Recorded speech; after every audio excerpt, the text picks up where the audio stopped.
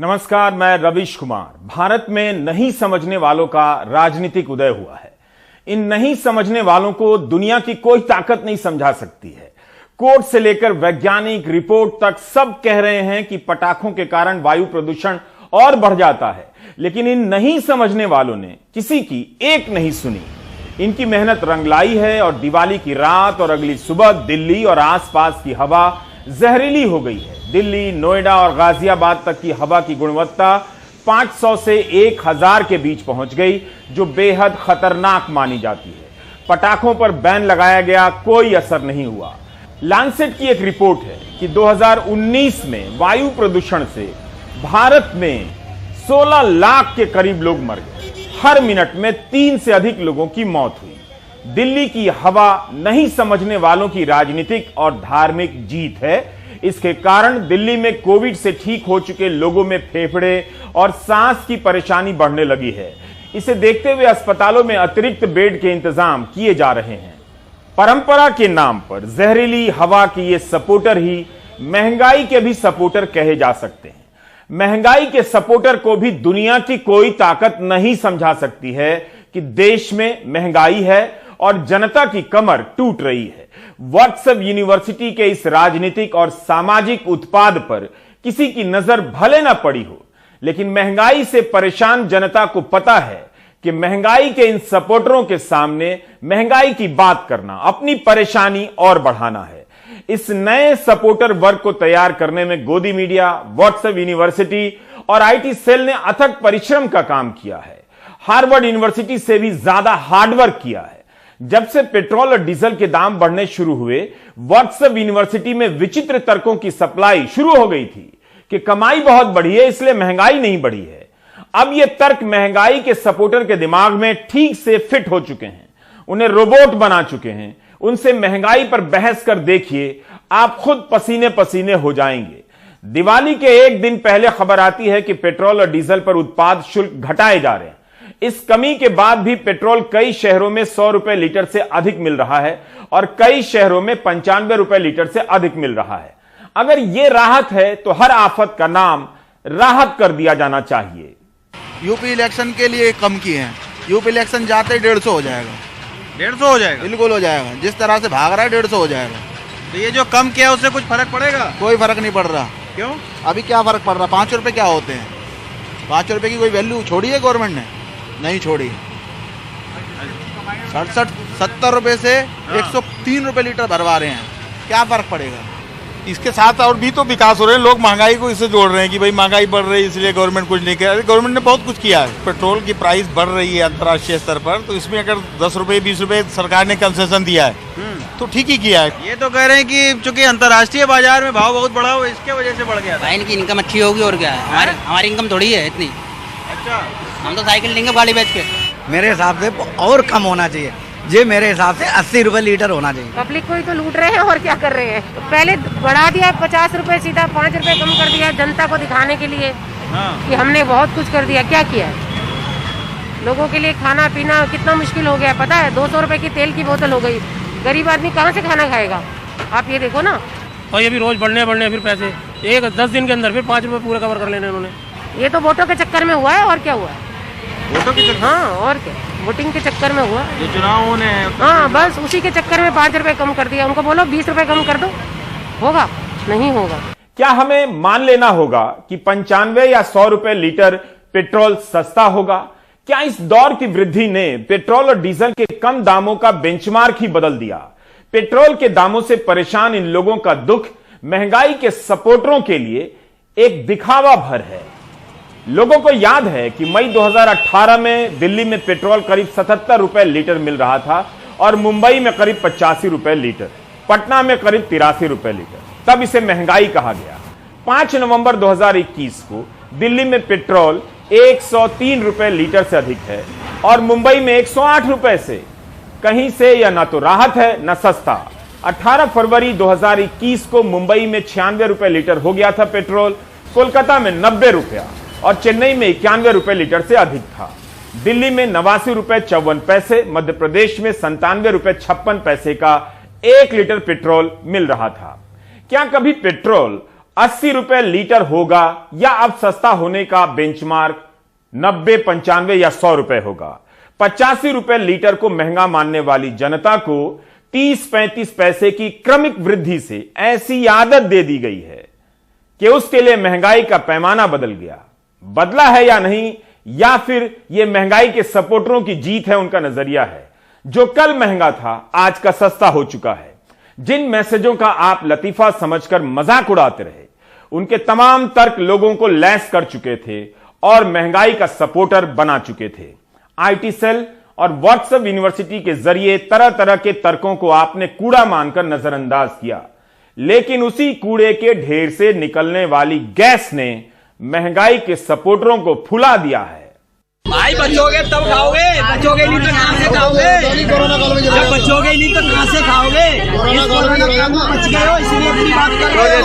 तुम ये चाहते हो तालिबान हिंदुस्तान पर राज्य कर ले? नहीं, हम ना चाहते हो। हम तो ना चाहते। 25-30 रुपया लीटर पेट्रोल है तो भी नहीं देश बचा पाए। मैं बता रहा हूँ महंगाई बढ़ रही है, लेकिन देश भी बच रहा है, देश भी बच रहा है। आज आदमी भी मर रहा है, मरना कोरोना काल भी मर रहा है। कोरोना काल में हाहाकार बचेगी, कैसे ही बच जाए? 1 करोड़ वैक्सीन लगवाई है जान बचाने के लिए, देश चलाने के लिए। महंगाई करनी पड़ती है, कंट्रोल होगा। मोदी योगी जी पे भरोसा रखिए, मोदी योगी नहीं सब जनता को देखती है। वही तक मेरे बीवी में बच्चे मर जाएंगे अगर आज हम तालिबानी देश पर राज्य कर लेगा तुम क्या करोगे? तालिबानी देश पर राज्य कर लेगा तुम क्या करोगे? दूसरे की गुलामी करोगे? तुम्हें तो गुलामी करने का वो है, पहले अंग्रेजों ने करे, अब तालिबान कर लेंगे। जब तुम्हारी दीवार मजबूत नहीं होगी, काय के लिए वो कर रहे हैं? महंगाई के ये सपोर्टर सेफ्टी वॉल बन गए हैं। इनकी मेहनत का ही नतीजा है कि आज महंगाई के पक्ष में भी राय है। अजय सिंह ने बनारस के 80 घाट पर महंगाई के सपोर्टरों के साथ लोगों की बातचीत कराई। इन तर्कों का आप मजाक उड़ा सकते हैं, लेकिन मजाक आपका उड़ रहा होगा। कुतर्कों का स्वर्ण युग चल रहा है। स्वागत कीजिए। महंगाई चरम सीमा पर, और मैंने अपने जीवन में कभी इतनी महंगाई नहीं देखी। बाहर सब्जी का मार्केट लगा हुआ है, आप चले जाइए, सेम ऐसी चीज जो 20 रुपया 15 रुपया किलो मिलती थी आज 100 रुपया किलो मिल रही है। टमाटर हो, प्याज हो, आलू हो, कोई चीज ऐसा नहीं है जिसका रेट घटा हो। इधर भी लगातार रेट बढ़ रहा है। हर चीज, चाहे तेल हो, चावल हो, गल्ला हो, एक सामान नहीं बता सकते जिसकी कीमत घटी हो। अब तेल की कीमत इतनी बढ़ गई, आप पेट्रोल पंप पर चले जाइए। ठीक है, दीपावली के मौके पर केंद्र की सरकार ने 5-10 रुपया घटाया है वैट को। महंगाई की आप बात कर रहे हैं, जब से हम पैदा हुए हैं मैंने कभी नहीं सुना कि सस्ता हो गया। जवाहरलाल नेहरू के समय से लेकर के आज तक हर साल महंगाई कुछ न कुछ बढ़ती ही जाती है। कभी ऐसा नहीं हुआ कि महंगाई सस्ता हुआ। अच्छा, उसके पीछे भी एक तर्क है। तर्क यह है कि कोई भी सरकार जब बजट बनाती है तो बजट बनाते समय यह तय किया जाता है कि ये पैसा कितना कहाँ से आया और इस पैसे को कहाँ खर्च करना है। सवाल यह है कि इतनी बड़ी सैकड़ों साल में महामारी आई देश में क्या पूरी दुनिया में आई, और सारे कारोबार बंद हो गए, सारी संस्थान बंद हो गए, लोगों का काम, बेरोजगारी आ गई, लोगों का काम धंधा चौपट हो गया। तो ऐसी स्थिति में आप बताइए कि जनता को सहायता कहाँ से दिया जाए? इंजेक्शन लग रहा है, उसकी कीमत कहाँ से आएगी? भोजन दिया जा रहा है, वो भोजन कहाँ से आएगा? जो इलाज किया जा रहा है उस इलाज का पैसा कहाँ से आएगा? और तमाम हॉस्पिटलों को जो सुविधा दी गई, हमारे यहाँ पीपीई किट तक नहीं बनता था, उसको बनाने का काम शुरू किया देश ने। तो ये सब पैसा आएगा कहाँ से? सरकार की दो ही तरह की कमाई होती है। आप लोगों को है मोदी फोबिया, और मोदी फोबिया के चलते आप लोग आरोप लगाते हैं। मोदी फोबिया के चलते ये हो रहा है, कुछ नहीं। पीएम केयर फंड का पैसा, पेट्रोल मिलेगा तब भी ठीक है, 500 मिलेगा तब भी ठीक है। ये अंधभक्तों वाला काम। सुनिए, पीएम केयर फंड ईमानदारी के करिए। आप चले जाइए पेट्रोल पंप पर। देखिए, हम समाजवादी हैं। सुनिए, नहीं सुनिए, हम भक्त हैं, आप जो है आप समाजवादी हैं, आप बसपाई हैं, आप कम्युनिस्ट हैं, आप कानून हैं, लेकिन आप सब लोग कांग्रेस का तोड़ रहे हैं। आप जो है से बड़ा चर्चा कौन होगा? आपका विचारधारा 17 महीना जेल काटा हूँ। 70 साल से एक ही परिवार को है, एक ही परिवार की त्वमेव माता त्वपिता त्वमेव बंधु च सखा त्वमेव। अरे बाप रे बाप, कोई महंगाई नहीं है, कोई महंगाई नहीं है, सबके पास पैसा है। आज सबसे ज्यादा गाड़ियां बिकी है दिवाली पर। 1 घंटे में 10,000 गाड़ी, 20,000 गाड़ी बेचने का रिकॉर्ड स्थापित हुआ है। कहाँ से पैसा आ रहा है? पैसा नहीं है तो आया कहाँ से? हम साल भर डिलीवरी, आप जो है 20 लाख की गाड़ी खरीद रहे हैं और 100 रुपए का तेल खरीद रहे हैं। ऐसा कुछ लोगों के पास होगा, सबके पास है, सबके पास है। सड़क पर चलना पैदल दुश्वार हो गया, इतनी गाड़ियां आ गई है, सड़क पर पैदल आप चल नहीं सकते। पेट्रोल महंगा, आप पेट्रोल पंप पर चले जाइए, जो लोग 5 दारू महंगा होता है आप एक शब्द नहीं बोलते। दारू महंगा होता है आप एक शब्द नहीं बोलते हैं। पेट्रोल महंगा होता है चिल्लाने लगते हैं। दारू कोई आज तक चिल्लाया कि बहुत महंगी हो? कौन चिल्लाएगा? क्योंकि सरकार को पैसा, दारू पीने वाले कुछ लोग हैं, और कुछ लोग यही हैं, जितने लोग पेट्रोल भराते हैं उससे ज्यादा दारू पीते हैं। गाड़ी की चलती थी, 70 साल में सड़कें नहीं थी इस तरह का। मैं तो अटल बिहारी वाजपेयी जी का भाषण भी याद है, जब 50 साल इस देश का हुआ, कहा कि अगर मैं बेईमानी करूंगा, अगर मैं कहूंगा कि देश में कांग्रेस ने विकास नहीं किया है, मैं नहीं कर रहा हूँ। रिकॉर्डेड भाषण अटल बिहारी वाजपेयी का। मैं पेट्रोल की बात कर रहा हूँ। पेट्रोल पंप पर जो लोग 5 लीटर भराते थे, पेट्रोल पंप में आप लोग बराबर टीवीओं पर आता है, आज वो 2 लीटर भराने लगे। कोई नहीं, लगातार पेट्रोल पंप पर लाइन बढ़ती जा रही, भीड़ बढ़ती जा रही है। आप जाके सीधे नहीं तेल भरा सकते। भीड़ तो बढ़ रही है, लेकिन हर आदमी भराने के बाद सामने जो मोदी जी का फोटो लगा है, खुश हो रहा है, मोदी जी। अरे प्रधानमंत्री तो हर फोटो लगी, आपकी फोटो लगेगी? आपकी फोटो किस लायक है लगेगी?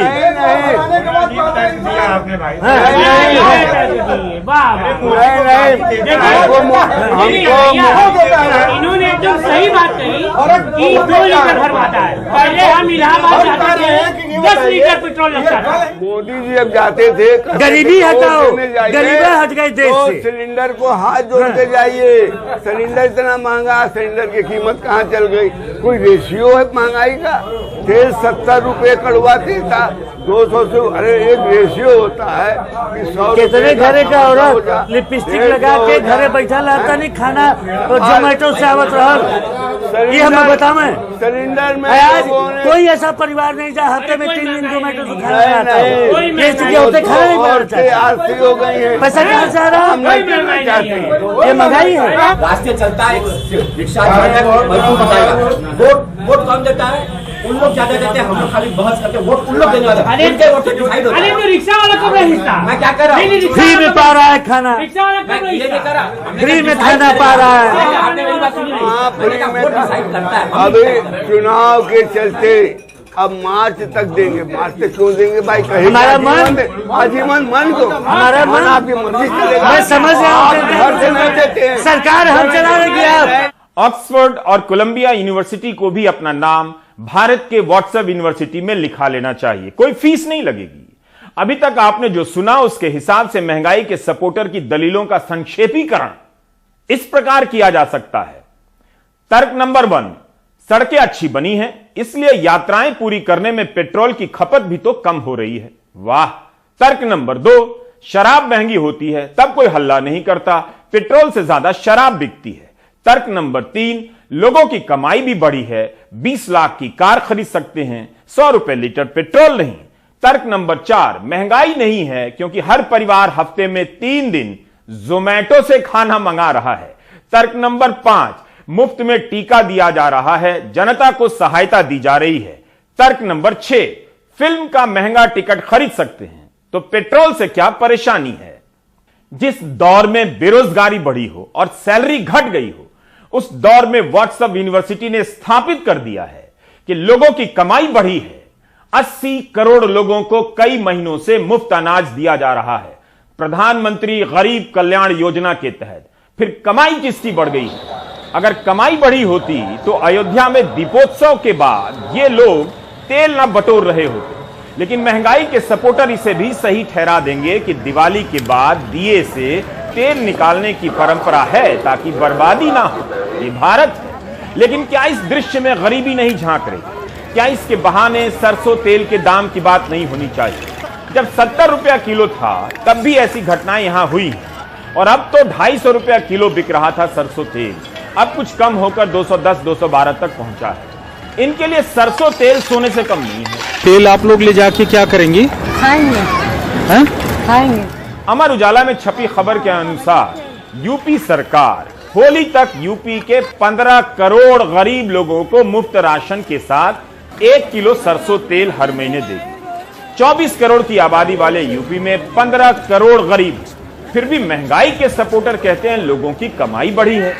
यही तेल अगर गरीबों के घर में बांट दिया गया होता तो अयोध्या की दिवाली कुछ और हो जाती। गरीबी हर जगह दिख रही है, लेकिन महंगाई के सपोर्टर को केवल कमाई दिख रही है जो बढ़ी नहीं है। वे मानने को तैयार नहीं हैं कि लोगों की कमाई घट गई है। लोग इस महंगाई से गरीब हो रहे हैं। ऐसे कुतर्कों से लैस ये राजनीतिक रोबोट समाज को भीतर से खोखला कर रहे हैं, बल्कि खोखला हो चुके समाज की यह निशानी है। इसी तरह आपने देखा होगा कि महंगाई के कारणों को लेकर मंत्री भी तरह तरह के बयान देते हैं। सितंबर 2019 में जब कारों की बिक्री कम हो गई, तब वित्त मंत्री निर्मला सीतारमण ने कह दिया कि नौजवान ओला उबर से चलने लगे हैं, इसलिए बिक्री कम हुई।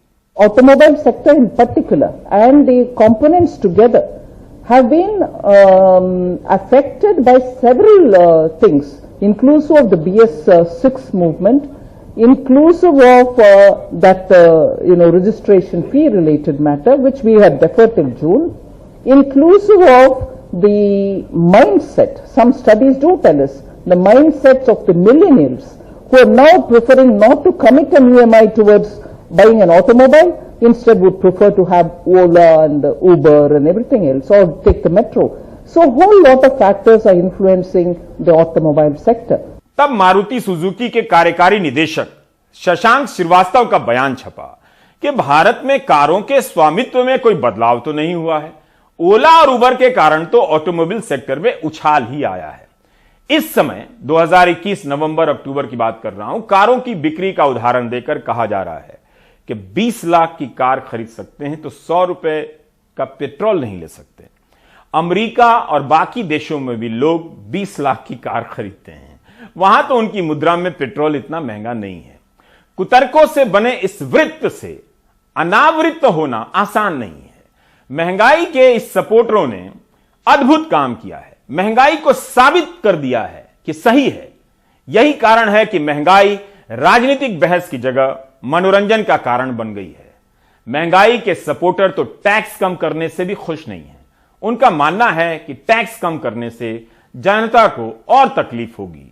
बहुत ज्यादा परेशानी हो रही है तो सरकार ने अपने टैक्स को कम कर दिया, लेकिन जो टैक्स कम हुआ है कहीं ना कहीं से जनता का ही उससे नुकसान होना है। क्यों? क्योंकि जो पैसा सरकार शराब से और पेट्रोल से इकट्ठा करती है उसी पैसे को जनहित की योजनाओं में लगाया जाता है। अब कहीं ना कहीं से होगा, लेकिन पेट्रोल और पर ज्यादा चिल्पो मच रहा था, इसलिए सरकार ने देखा कि इसको कुछ राहत दे ही दिया जाए। और हुआ क्या, जीएसटी में जब लाने के लिए मीटिंग की गई तो यही विपक्षी राज्यों के लोग एक शब्द नहीं बोले, भाग खड़े हुए। नहीं तो आज पेट्रोल डीजल जीएसटी पे होता। जीएसटी के दायरे में इन लोगों ने लाने नहीं दिया और आज चिल्ला रहे कि जनता महंगाई से त्रस्त है। टैक्स बढ़ाया केंद्र की सरकार ने। और एक बात मैं और कहना चाहता हूँ, बंगाल के चुनाव के पहले पेट्रोल के दाम बढ़े। जब चुनाव शुरू हो गया और चुनाव खत्म हुआ तब तक 1 रुपया फिर पेट्रोल की कीमत नहीं बढ़ी। फिर पेट्रोल की कीमत लगातार बढ़ने लगी। अब चूंकि 5 राज्यों का चुनाव है और इनका अरे भाई ये नियम तो आज ही काल से चला आ रहा है, बीच में नहीं बोला। जब चुनाव और पड़ता है जब तो चुनाव आ गया सर पर 5 राज्यों का और जनता त्रस्त हो गई और इनका मुख्यमंत्री अरे गैया दूल्हे के होला तो पहले सोरावल जाला, इसलिए हाँ कहिए कि हम जनता को धोखा दे रहे हैं, दोहराने का मतलब धोखा दे रहे हैं। आप केवल चुनाव के चलते ये काम कर रहे हैं। दिवाली के पहले पेट्रोल डीजल पर टैक्स घटाकर केंद्र सरकार ने बता दिया है कि टैक्स कम करने का अधिकार उसके हाथ में है। कम करने के लिए जरूरी नहीं कि जीएसटी के भीतर पेट्रोल और डीजल को लाया जाए। जीएसटी की हालत यह है कि केंद्र राज्यों को उनका वाजिब हिस्सा नहीं दे पा रहा है। गारंटी दी गई है जीएसटी कानून में संवैधानिक कि 2022 तक राज्यों के राजस्व में जितनी कमी होगी उसकी भरपाई केंद्र करेगा। केंद्र चाहता है कि यह गारंटी 2022 में समाप्त हो और राज्य चाहते हैं कि 5 साल के लिए बढ़े। कारण है कि जीएसटी के चलते राज्यों के पास राजस्व जमा करने का स्कोप काफी घट गया है। जीएसटी के तमाम सुनहरे आंकड़ों के बाद भी केंद्र राज्यों का हिस्सा जीएसटी से नहीं बल्कि लोन लेकर दे रहा है। आर्थिक विषयों पर लिखने वाले विवेक कौल ने इसका भी एक हिसाब लगाया है। क्या जीएसटी के भीतर पेट्रोल और डीजल को लाने से दाम कम हो जाएंगे? इस सवाल को लेकर आगे बढ़ते हैं और उदाहरण देते हैं कि 16 सितंबर को दिल्ली में पेट्रोल का दाम 101 रुपए 19 पैसे था। डीलर कमीशन मिलाकर डीलर को 44 रुपए 94 पैसे लीटर पेट्रोल दिया गया तेल कंपनी की तरफ से। उसके बाद 56 रुपए 25 पैसे टैक्स के लगे, करीब 125% टैक्स के। अलग अलग राज्यों में टैक्स की दरें कम होंगी लेकिन तमाम जगहों पर 100% से अधिक होंगी।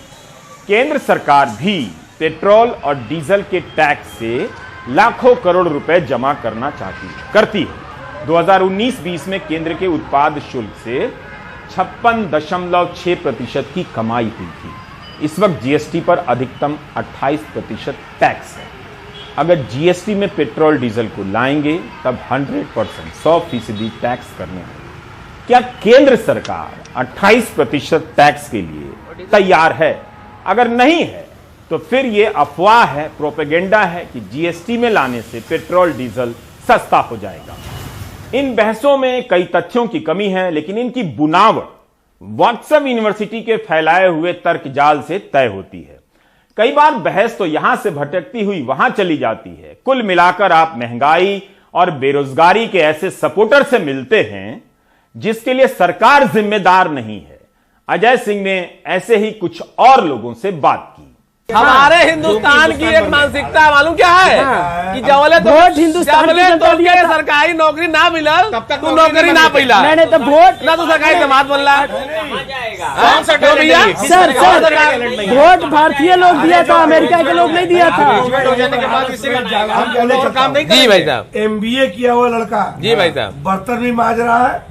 क्या पहले नहीं मांजते थे? क्या पहले नहीं तो आपके जितना हुआ ना, कल एक सर्वे दिखा रहा था, हमने पढ़ा नहीं है, कल एक सर्वे देखे हैं जो 43 स्टूडेंट देश में प्रत्येक दिन आत्महत्या कर रहा है इस देश में, और 29 किसान ऑल ओवर इंडिया में आत्महत्या कर रहा है। भैया सुनिए, अब आइए, आप आत्महत्या की बात कर रहे हैं, किसान कर रहा है, युवा कर रहा है।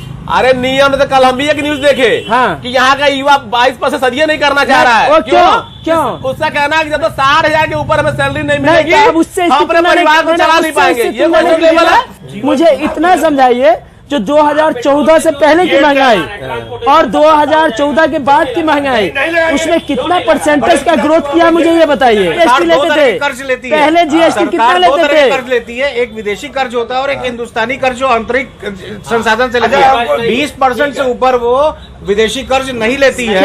आज भी वही स्थिति है और 2014 के पहले भी वही स्थिति थी। महंगाई की ये सपोर्टर काल्पनिक नहीं है, ना ही ये इक्के दुक्के हैं। इन्हें बहुत बड़ा सामाजिक और राजनीतिक समर्थन हासिल है। इनके भारत में हर आदमी अमीर है और महंगाई हवा मिठाई है। इन लोगों ने ऑयल बॉन्ड को लेकर जबरदस्त अफवाह की स्थापना कर दी है। इसके खिलाफ कई बार तर्क दिए गए, उसके बाद भी पेट्रोल के दाम बढ़ने के पीछे ऑयल बॉन्ड के कारण होने की अफवाह धारा प्रवाह चली जा रही है। 2012 से 13 के बीच जब दाम बढ़ रहे थे और 70 रुपए लीटर भी नहीं हुए थे, तब उस समय की यूपीए सरकार ने सब्सिडी देकर जनता को राहत दी थी। कुल 1.25 लाख करोड़ का ऑयल बॉन्ड है। मोदी सरकार ने पेट्रोल और डीजल से 14 लाख करोड़ से अधिक वसूले हैं, ऐतिहासिक। इसके सामने 1.25 लाख करोड़ का ऑयल बॉन्ड कोई बड़ी रकम तो नहीं, चुकाई जा सकती थी, लेकिन 14 लाख करोड़ वसूलकर महंगाई के सपोर्टरों के जरिए यह बात फैलाई जा रही है कि 1.25 लाख करोड़ के कारण पेट्रोल महंगा हो रहा है। यदि आप महंगाई के सपोर्टर को जानते हैं, उनके साथ अपने अनुभवों को जरूर लिखें, हमें भी बताएं और ब्रेक ले लें। सुप्रीम कोर्ट के 4 वकील त्रिपुरा गए वहां के हालात का जायजा लेने।